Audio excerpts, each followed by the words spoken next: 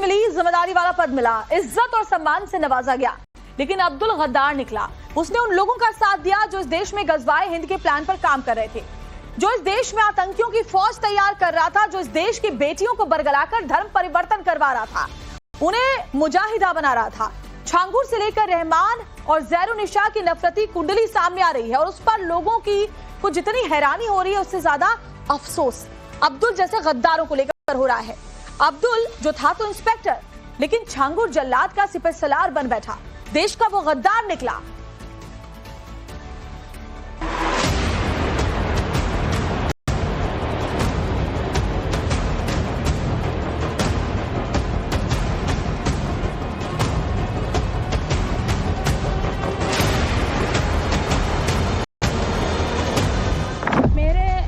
जानकारी में इन लोगों ने 1500 से 1600 लड़कियों का जो है धर्म परिवर्तन करवाया गया है और छांगुर का 500 से ज्यादा एजेंट है सऊदी के अंदर।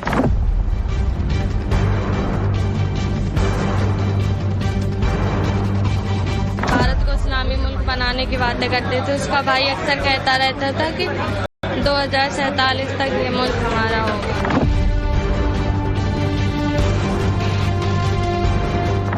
बोला कि मैं नहीं आ सकता, मेरी तबीयत खराब है और मेरे ऊपर पुलिस की नजर है। मेरा मुरीद है अदीदलाम शहर सऊदी के अंदर बदर अख्तर सिद्दीकी, वो आगे इसका धर्म परिवर्तन करवाएगा लड़की का।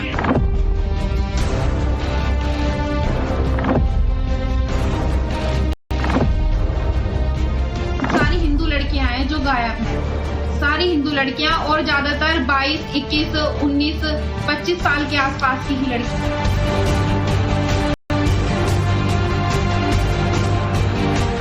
इसमें सिर्फ ये अकेले नहीं हैं, ये लोग बहुत बड़े पैमाने पे चल रहा है। इसमें छोटे बड़े मदरसे हैं, एनजीओज भी हैं। मेंटली प्रेशर डाल देते कि मुस्लिम धर्म में कन्वर्ट हो जाओगे तो ये हो जाएगा, वो हो जाएगा, बहुत अच्छे नेमतें होंगी, तुमको जन्नत का दरवाजा खुल जाएगा।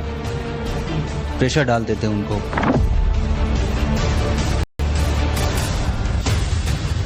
पंद्रह दिनों से इस देश में अवैध तरीके से धर्मांतरण को लेकर जिस तरह से एक के बाद एक गिरोह सामने आ रहे हैं, उसने हर किसी को जहनी तौर पर परेशान कर दिया है।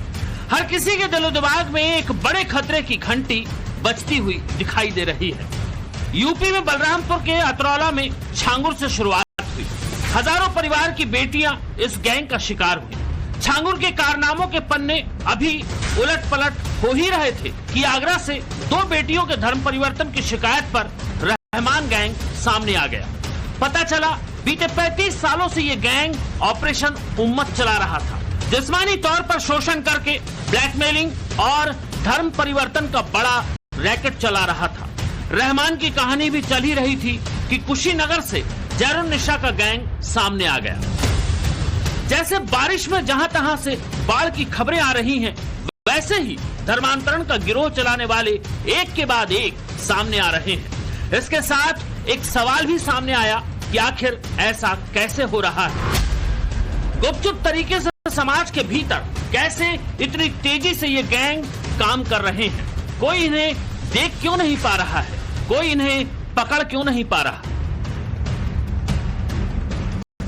लेकिन वक्त के साथ साथ अब जाकर जवाब भी सामने आने लगे हैं। जिन पर जिम्मेदारी थी उन गिरोह पर लगाम लगाने की, वही इनसे मिले हुए हैं। अब्दुल रहमान जैसे गद्दार हैं जिन्होंने छांगुर जैसों को पनपने दिया, जिन्होंने रहमान और ज़ैरुन्निसा जैसों को फलने और फूलने दिया। धर्मांतरण की फैक्ट्री चला रहे हैं छांगुर बाबा मामले की जांच जैसे जैसे आगे बढ़ रही है, इस पूरे मामले में कई चौंकाने वाले तथ्य सामने आ रहे हैं। जांच के दौरान छांगुर बाबा गैंग का किस तरह से पुलिस कनेक्शन था, ये बात भी जांच के दौरान सामने आया है।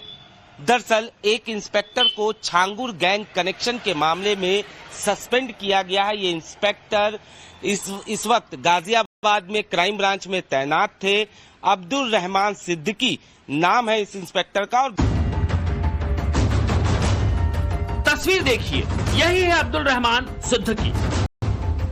पुलिस की वर्दी में ये इंस्पेक्टर अब्दुल ही असल गद्दार है, जो नमक तो हिंदुस्तान का खा रहा है लेकिन ईमान परस्ती छांगुर जैसे जल्लाद को दिखा रहा है।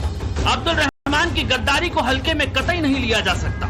क्योंकि इसकी गद्दारी ने सैकड़ों हजारों परिवारों को वो सितम दिए हैं जो आज खून के आंसू रो रहे हैं। हमने सिविल लाइन थाना में सन 2019 में FIR के लिए गए थे, जहाँ पे उस टाइम इंचार्ज सिद्दीकी सर थे, मेरे वकील साहब भी मेरे साथ गए थे। हमने उनसे FIR दर्ज करने को कहा था। उन्होंने साफ मना कर दिया कि नोएडा में मिसिंग हुई है तो वहीं कराओ, यहाँ कोई FIR दर्ज नहीं होगी। आखिरी बात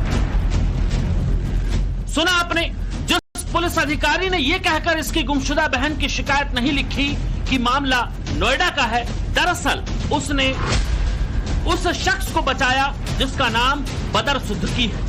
अब्दुल रहमान सिद्दीकी ने साथ दिया बदर सिद्दीकी का। मेरठ का रहने वाला बदर सिद्दीकी एक जिम ट्रेनर था और उस पर आरोप थे कि उसने दर्जनों हिंदू लड़कियों को अपने प्रेम जाल में फंसाया और फिर धर्मांतरण करके खाड़ी के देशों में भेज दिया। 100 करोड़ हिंदुओं की जो इज्जत का सवाल है वो अब केवल हर प्रदेश के मुख्यमंत्री और देश के प्रधानमंत्री के हाथ में। पहले इन्हें लाएं और ये बताएंगी लड़कियां कि इनके साथ क्या क्या घटना हुई, क्या क्या घटी है। इस तरीके से हजारों लड़कियां उत्तर प्रदेश के अंदर, क्या पूरे देश में लाखों लड़कियों का रैकेट जिस तरीके से बना बना के इन्होंने धर्मांतरण कराया, ये बिल्कुल बर्दाश्त नहीं किया जाएगा। बदर सिद्दीकी ही वो शख्स था जिसने मेरठ में आतंक मचा रखा था। इसकी दर्जनों शिकायतें हुई, लेकिन उस दौरान जो पुलिस अधिकारी था वो बदर सिद्दीकी को बचाने के चक्कर में इन बेबस परिवारों की शिकायतों को अनसुना और दरकिनार करता रहा। एक नामी गिरामी संस्थान में HR के पद पर काम करने वाली आशा नेगी के इंतजार में उसका भाई आज भी है। वो जिंदा है या नहीं, या फिर कहीं दफन है, इस परिवार को नहीं मालूम। ऐसा ही मेरठ की एक एयर होस्टेज के साथ हुआ, जिसके परिवार ने इस इंस्पेक्टर अब्दुल रहमान सिद्दीकी से शिकायत की, लेकिन उसकी भी शिकायत को इस इंस्पेक्टर ने नहीं सुना, उल्टे धमकी भी दे डाली। बताया ये जा रहा है कि साल 2019 में जब अब्दुल रहमान सिद्दीकी मेरठ में तैनात थे, उस दौरान आरोप ये है कि एक एयर हॉस्टेज के लापता होने और धर्मांतरण का मामला जो है वो सामने आया था, जिसके बाद पीड़ित परिवार पुलिस स्टेशन पहुंचा, लेकिन उस दौरान अब्दुल रहमान सिद्दीकी ने न ही FIR दर्ज किया और बल्कि आरोप ये है कि पीड़ित परिवार को धमकाया भी। जाहिर तौर पर अब जब छांगुर गैंग का खुलासा हुआ है, उसके बाद लगातार इस पूरे मामले की जांच की जा रही है। उस दौरान अब्दुल रहमान सिद्दीकी का नाम सामने आया, जिसके बाद बाकायदा जांच की गई और उसके बाद फिलहाल उन्हें सस्पेंड कर दिया गया है। पुलिस स्टेशन पहुंचा, लेकिन उस दौरान अब्दुल रहमान सिद्दीकी ने न ही FIR दर्ज किया और बल्कि आरोप ये है कि पीड़ित परिवार को धमकाया भी।